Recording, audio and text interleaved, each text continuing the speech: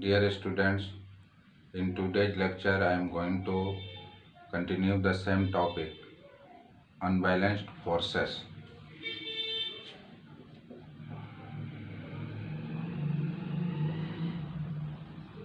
Unbalanced forces.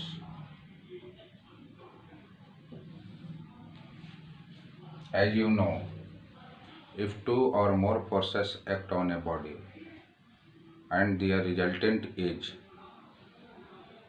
not zero, then they are called unbalanced forces. अगर किसी body पर दो या दो से अधिक फोर्स काम करे और उनका रिजल्टेंट अदर देन जीरो हो, जीरो नहीं हो, तो उनको हम अनबैलेंस्ड फोर्सेस कहेंगे। अब क्वेश्चन ये उठता है कि what can unbalanced forces do? Unbalanced forces क्या कर सकता है? तो फर्स्ट पॉइंट है, unbalanced forces can move a stationary object. कोई बॉडी अगर रेस्ट में है और आपने अनबैलेंस्ड फोर्स का यूज किया है, उस पर अप्लाई किया, तो वह क्या होगा? मोशन में आ जाएगा। दूसरा, अनबैलेंस्ड फोर्सेस कैन एक्सेलरेट और डिसेलरेट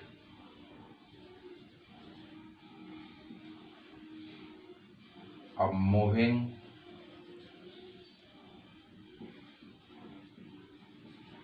ऑब्जेक्ट।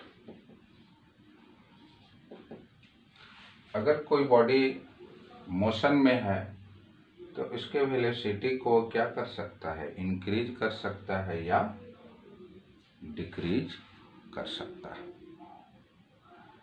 या अनबैलेंस्ड फोर्स, इसका रिजल्टेंट, अनबैलेंस्ड फोर्स जो है डिपेंड है किस पर? रिजल्टेंट फोर्स पर। Resultant force, resultant force not equal to zero. यह जीरो नहीं होगा तभी वह फोर्स क्या कहलाएंगे? जब रिजल्टेंट फोर्स जीरो नहीं है तो अगर वह ऑब्जेक्ट रेस्ट में है तो उसको मोशन में लाएगा। अगर वह मोशन में है तो एक्सेलरेट कर सकता है, डिसेलरेट कर सकता है, स्टॉप कर सकता है। तो यह अनबैलेंस्ड फोर्स का इफेक्ट है। अब आप एक एग्जांपल से समझ सकते हैं।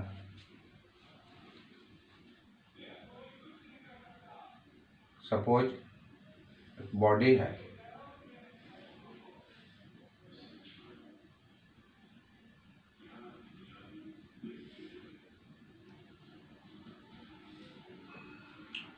इस पर हमने दो फोर्स लगाया, F1, F2। दोनों का मैग्नीट्यूड सेम है, 5 न्यूटन, 5 न्यूटन।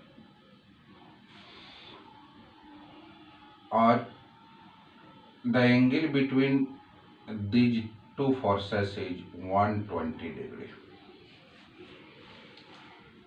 अब इनका रिजल्टेंट फोर्स क्या होगा? इस ऑब्जेक्ट पर नेट फोर्स कितना लगेगा? क्या ये दोनों फोर्स बैलेंस्ड है या अनबैलेंस्ड है? निश्चित रूप से बैलेंस्ड या नहीं होंगे, क्योंकि अब दो इक्वल फोर्स बैलेंस तभी होगा जब उनका डायरेक्शन क्या हो? अपोजिट हो। इक्वल फोर्स मैग्नीट्यूड में इक्वल हो और डायरेक्शन में अपोजिट हो। यहाँ यह एंगल कितना है? 120 डिग्री। आपको मैंने एक फॉर्मूला भी बताया होगा, प्रीवियस वीडियो में, लेक्चर में आपने सुना होगा। F1 5 न्यूटन, F2 5 न्यूटन, दोनों का मैग्नीट्यूड सेम है। Theta angle between these two forces 120 degree. Resultant force क्या होगा, इसका मैग्नीट्यूड। ये मैग्नीट्यूड का मीनिंग होता है the numerical value of a physical quantity. जैसे यहाँ F1 5 न्यूटन है तो 5 इसका मैग्नीट्यूड होगा। Root under F1 square plus F2 square plus 2F1 F2 cos 120 degree. 5 का square 5 square plus 2 into 5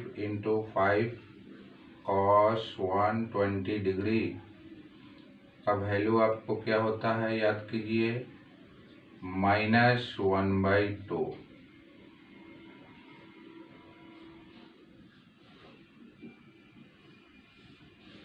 25 plus 25 minus 25 root under 25 यानी 5 न्यूटन। देखिए यही वेक्टर का एडिशन है। दो फोर्स इक्वल अमाउंट में लगा, एंगल बदल गया तो मैग्नीट्यूड भी क्या हो गया, इसका चेंज हो गया। और इस फोर्स का डायरेक्शन जो है, इस दोनों F1 और F2 को एडजेसेंट साइड मानकर क्या एक ड्रॉ कीजिए, पैरेललोग्राम।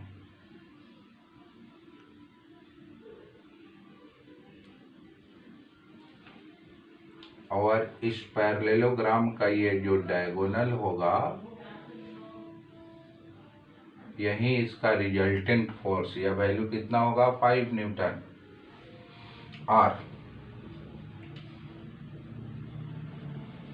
और यह डायगोनल का डायरेक्शन जो है वही रिजल्टेंट फोर्स का डायरेक्शन होगा, और इसका लेंथ जो होगा वह रिजल्टेंट फोर्स का मैग्नीट्यूड होगा। तो ये अनबैलेंस्ड फोर्स था।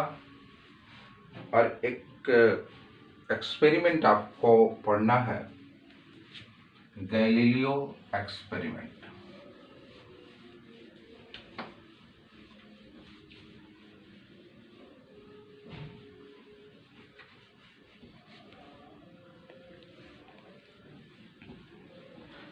Galileo experiment.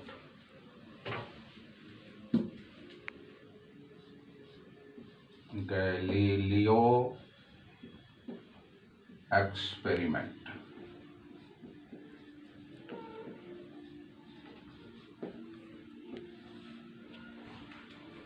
इस एक्सपेरिमेंट का कंक्लूजन क्या है, पहले स्टेटमेंट को समझें कि गैलीलियो ने क्या कहा था। गैलीलियो से पहले यह मानना था कि कोई भी ऑब्जेक्ट यूनिफॉर्म वेलोसिटी से चल रहा होगा। अगर कोई भी ऑब्जेक्ट यूनिफॉर्म वेलोसिटी से मान लीजिए चल रहा है, तो उस पर निश्चित रूप से कोई ना कोई फोर्स लगा है।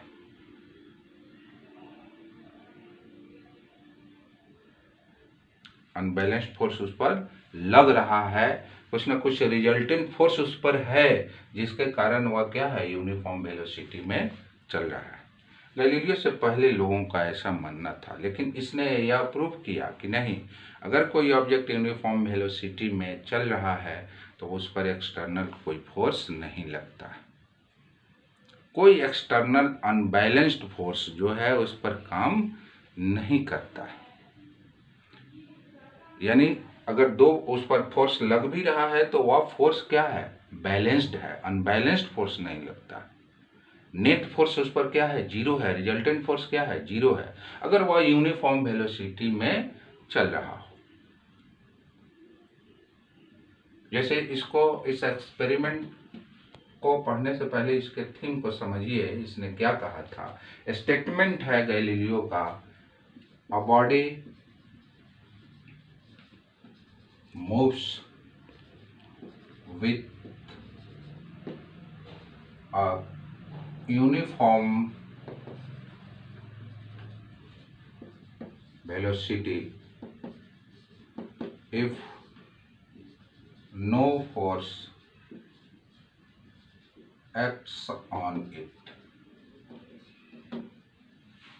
कोई फोर्स उस पर अगर नहीं लगे तो वह जो वेलोसिटी से चल रहा है न उसका मैग्नीट्यूड चेंज होगा उस ऑब्जेक्ट का, न ही उसका मैग्नीट्यूड मीन्स वेलोसिटी का मैग्नीट्यूड न चेंज होगा, न ही उसका डायरेक्शन चेंज होगा। अगर वह 5 मीटर पर सेकेंड के स्पीड से चल रहा है किसी पर्टिकुलर डायरेक्शन में तो वह न डायरेक्शन चेंज होगा न ही उसका मैग्नीट्यूड चेंज होगा। यानी वह 5 मीटर पर सेकेंड के स्पीड से किसी पर्टिकुलर डायरेक्शन में फॉर एवर जो है चलता ही रहेगा, अगर provided that no external force is applied on it, उस पर कोई बाहरी फोर्स नहीं लगे। अब एक एग्जांपल देखिए, इसको ऐसे समझें, फिर आपको एक्सपेरिमेंट भी मैं बताऊंगा। एक बॉडी है ए पॉइंट पर, इसका मास है 2 kg, mass of the body 2 kg, initially rest में है u0। इस पर हमने एक अनबैलेंस्ड फोर्स जो अप्लाई किया, रिजल्टेंट जो फोर्स का ये फ्रिक्शनल फोर्स ओवरकम करते हुए एक फोर्स हमने अप्लाई किया 10 न्यूटन, यह रिजल्टेंट फोर्स है। और यह फोर्स इस पर हमने 10 न्यूटन का जो फोर्स अप्लाई किया हुआ 2 सेकेंड तक किया।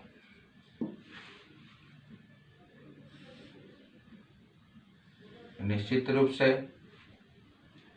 अनबैलेंस्ड फोर्स है तो अनबैलेंस्ड फोर्स एक्सेलरेट करेगा, या मोशन में है रेस्ट में है तो इसको मोशन में लाएगा और उसको एक्सेलरेट करेगा। बी पॉइंट पर यह ऑब्जेक्ट आया, यहाँ तक जो है 2 सेकेंड का, ए से बी तक यह 2 सेकेंड का डिस्टेंस या 2 सेकेंड टाइम लगा ए से बी आने में, और फोर्स हमने कंटिन्यू आपको ए टू बी तक हमने लगाया कितना 10 न्यूटन। यहाँ पर यह वेलोसिटी कुछ एक्वायर करेगा, तो पहले ये पता लगाएं कि बी पॉइंट पर इसने कितना वेलोसिटी एक्वायर किया। तो एक फॉर्मूला है जो आगे पढ़ेंगे, F is equal to ma, 10 is equal to 2 Newton second law of motion से यह फॉर्मूला डिराइव्ड है, फोर्स मेजरिंग फॉर्मूला है। F is equal to ma,